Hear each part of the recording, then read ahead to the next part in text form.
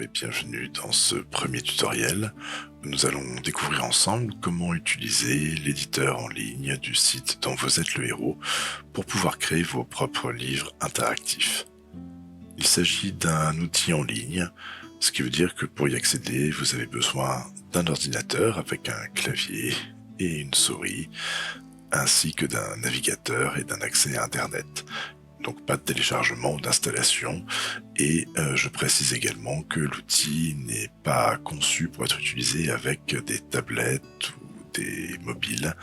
Il vous faudra donc un ordinateur pour y accéder. Vous avez besoin également d'un compte. Pour cela, si vous ne l'avez pas déjà fait, je vous invite à aller sur l'inscription qui va être rapide et gratuite en cliquant tout simplement sur ce bouton sur le site. Ça nous amène sur un formulaire d'inscription des plus classiques où vous aurez à saisir le login, le mot de passe que vous souhaitez utiliser sur le site, ainsi qu'une adresse email valable, puisque vous aurez besoin de consulter l'email de validation et de cliquer sur le lien pour confirmer votre inscription. Et je ne vais pas le faire puisque je suis déjà inscrit, je vais aller directement à l'étape suivante sur la gestion des livres en cliquant sur le bouton « Gérer vos livres ». Vous pouvez voir que j'ai ici déjà un livre, un simple test qui m'a servi à vérifier le fonctionnement de l'outil et la façon dont ça s'affiche pour un lecteur. Vous, bien sûr, vous n'avez rien à cet endroit-là. Vous avez simplement le bouton « Nouveau livre ». Je vous invite à cliquer dessus pour créer votre premier livre. Il faudra saisir donc le titre du livre. Je ne vais pas être très original. Hop, mon premier livre. Publication, c'est ce qui va vous permettre de choisir si votre livre est visible ou non par les gens, bien entendu. Pour commencer, je vais le mettre en privé, tant qu'il n'est pas terminé. Nous pourrons changer ce paramètre par la suite pour le rendre accessible à tous. Je clique enfin sur le bouton « Ajouter » pour réellement créer le livre. Voilà, mon livre est créé. J'ai plusieurs options pour chacun de mes livres, tels que supprimer, renommer, dupliquer. Je pense que ça se passe de commentaires. Le dupliquer, je précise qu'il pourrait être utile pour éventuellement faire du versionnage, créer des copies de sauvegarde de vos livres. Le bouton apparence va nous permettre d'accéder à un éditeur de style qui changera l'apparence du livre pour vos lecteurs. C'est quelque chose qui sera vu dans un futur tutoriel.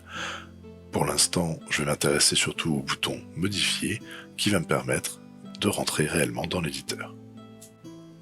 Voilà, lorsque l'éditeur s'ouvre dans un nouvel onglet, tout ce que j'ai dedans, c'est cette première page que je peux déjà déplacer. Première chose qu'on va voir ensemble, c'est effectivement la possibilité de déplacer les éléments en cliquant sur la barre de titre de l'élément lui-même et en cliquant glissant tout simplement pour le repositionner. Pour pouvoir éditer cet élément, qui est ma première page, je vais pouvoir double-cliquer dessus ou commencer à explorer ce petit panneau latéral. Et puisque l'élément est sélectionné, je le retrouve ici avec son titre, avec la possibilité de le supprimer ou de le modifier. Ce qui m'intéresse, c'est de le modifier. Je peux le faire en cliquant sur ce bouton, même si personnellement je préfère double-cliquer dessus pour rentrer dans l'édition. Je trouve ça plus rapide et plus simple. Je vais changer à présent le titre. On va rester très simple pour juste voir les fonctionnalités.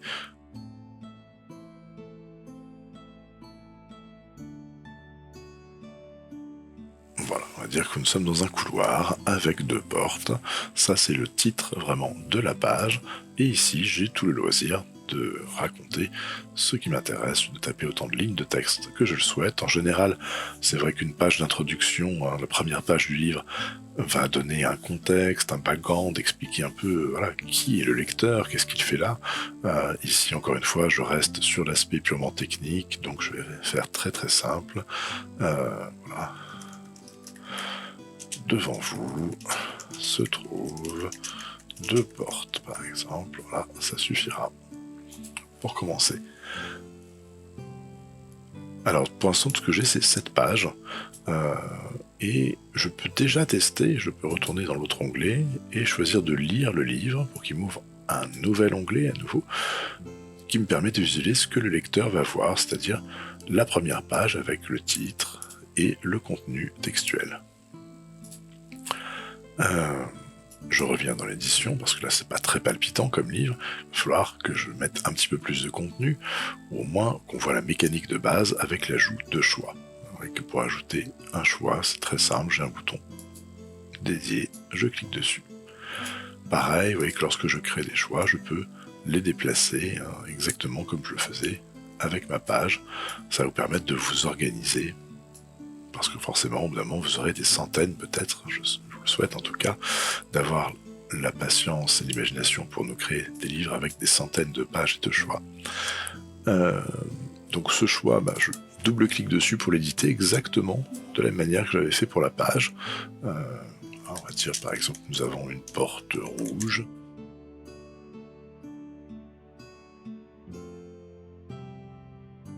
Une porte blanche, par exemple. Alors pour l'instant, il n'y a pas de connexion entre tout ça. Le fait de les avoir positionnés, c'est purement visuel. Il n'y a pas réellement d'impact sur la structure du livre. Il faut falloir que je connecte entre les différents éléments. Donc la page de démarrage a une sortie bleue.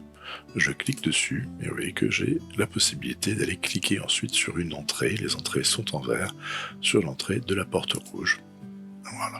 Je fais la même chose pour l'autre. Ce n'est pas un clic et glisser, c'est simplement un simple clic. Si d'ailleurs je change d'avis, que je suis embêté, ça sert à rien de cliquer partout, il faut que j'appuie sur la touche échappe pour annuler, si j'avais cliqué par erreur dessus. Là c'est pas le cas, je souhaite bien faire donc un premier clic, puis un deuxième clic ici, pour relier les deux. Alors si je viens tester tout de suite, je ne verrai rien, c'est normal. Les choix qui n'ont pas de sortie valide n'apparaissent pas.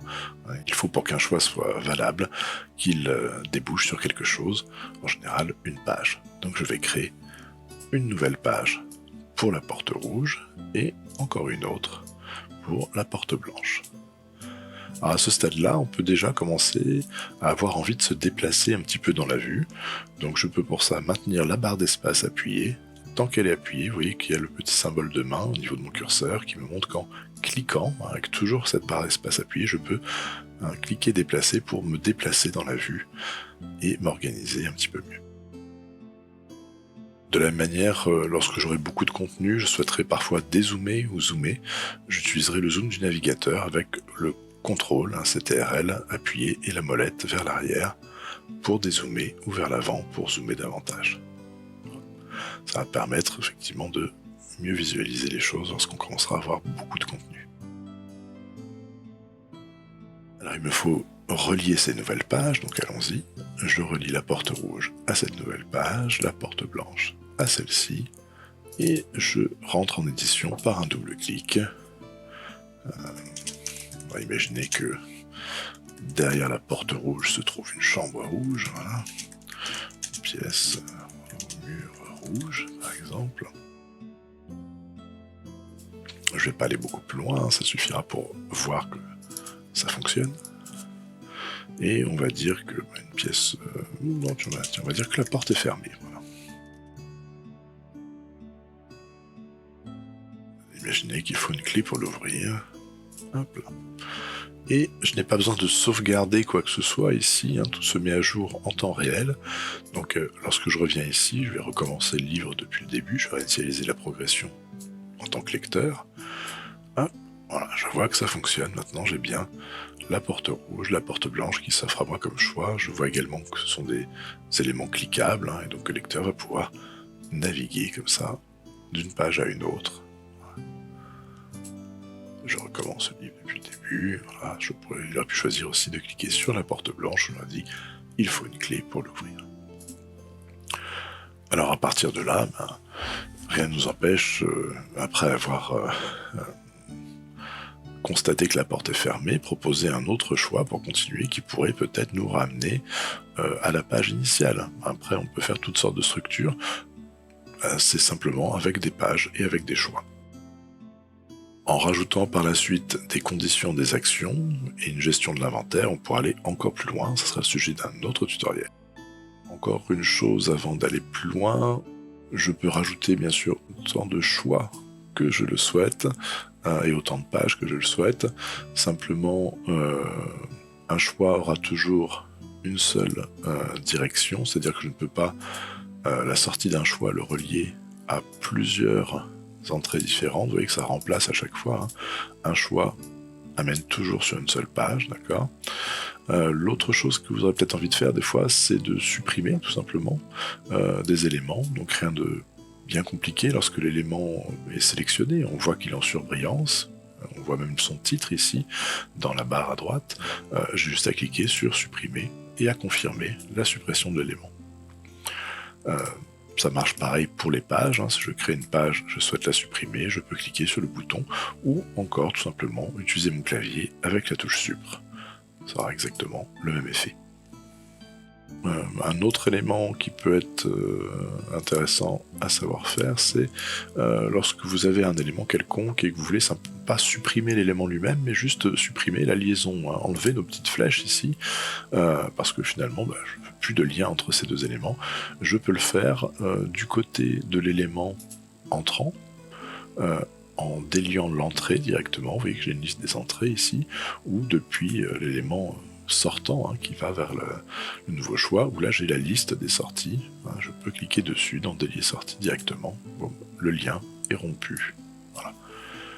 Alors, je le supprime, celui-là ne me sert plus à rien.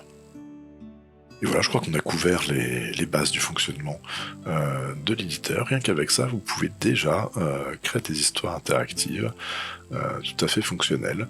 Nous allons voir par la suite qu'il y a encore pas mal d'autres possibilités en jouant avec les conditions et les actions. Ce sera dans le prochain tutoriel. À très bientôt.